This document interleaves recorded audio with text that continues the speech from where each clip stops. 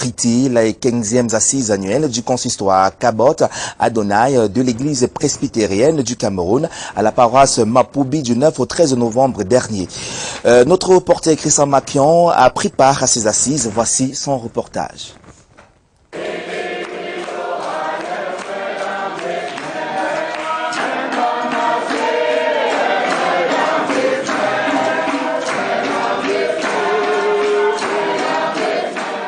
La paroisse de l'EPC de Mapoubi a servi de cadre pour la célébration de la messe de clôture de ces rencontres qui ont duré 5 jours dans cette division ecclésiastique. Nous sommes ici au territoire du consistoire Kabot Adonai, dont le consistoire Kabot Adonai revient sur son cordon ombilical là où il a été enterré c'est parce qu'il est né ici.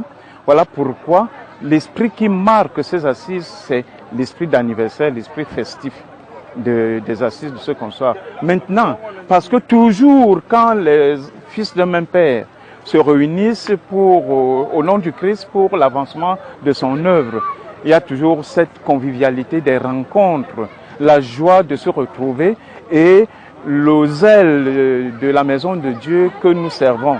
À 45 ans exactement d'existence, la paroisse du premier clergé Bissor et doyen du corps pastoral de son temps, le très révérend Josué Bokmi Seme, se considère aujourd'hui comme le berceau du consistoire Kabot Adonai. Le temps fort de cette célébration en langue bassa et en langue française est marqué par la liturgie de la parole. Ceci en présence du révérend Franck Lionel Torguet, le modérateur du dit consistoire réélu pour un second mandat. Le premier mandat que nous voulons d'ailleurs réitérer à travers cette nouvelle élection, nous voulons continuer dans cette logique, dans cette perspective de paix, de rassemblement, afin que nous sachions que nous sommes un.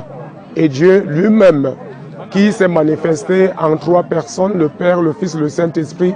Lors de la liturgie, le révérend pasteur Julien Noga Asser est allé puiser dans les profondeurs du livre du prophète Jonas, le chapitre 1 du 1er au 6e verset, pour appeler les dirigeants de l'église et tous les fidèles chrétiens à ne pas dormir comme Jonas lorsque la tempête de la mort menaçait le navire. Il a ensuite saisi l'occasion pour inviter ces derniers à se réveiller pour faire face à leurs responsabilités qu'ils ont reçues du Seigneur.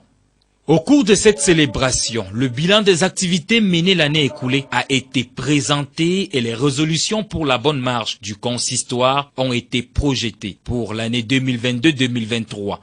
Par exemple, l'acquisition des terrains ici et là.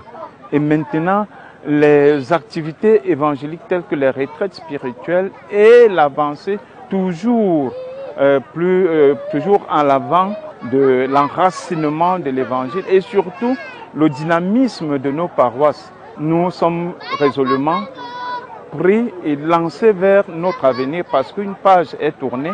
Maintenant, face à nos responsabilités, nous voulons nous armer de ce que l'Esprit Saint nous conduit et nous canalise afin que Kabot Adonai soit toujours un consistoire qui de plus en plus cherche son développement.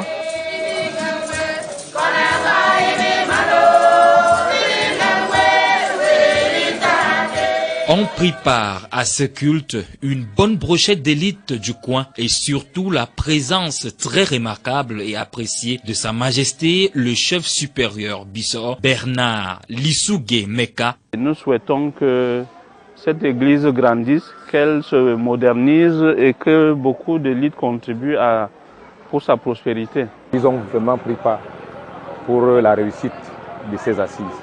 Nous leur disons merci et que le Dieu qui a touché leur cœur, leur rendre au centuple ce qu'ils ont dépensé pour la réussite de cette fête.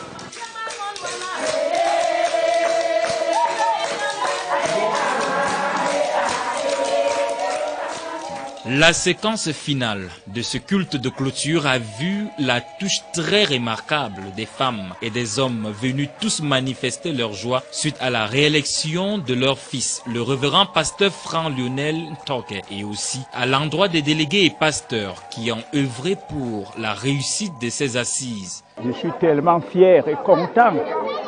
Il me manque même des mots. Parce que ça fait longtemps que le consistoire ne siège pas ici.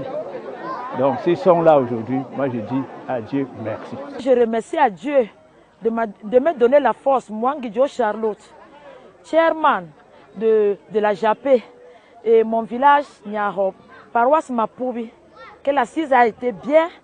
Tout se passe bien, tout le monde a mangé. Les 15e rencontres des activités de l'église presbytérienne du Cameroun, ici à Niaho, ont eu une satisfaction totale pour la grande famille chrétienne et les populations du canton Bissau à la gloire de Dieu.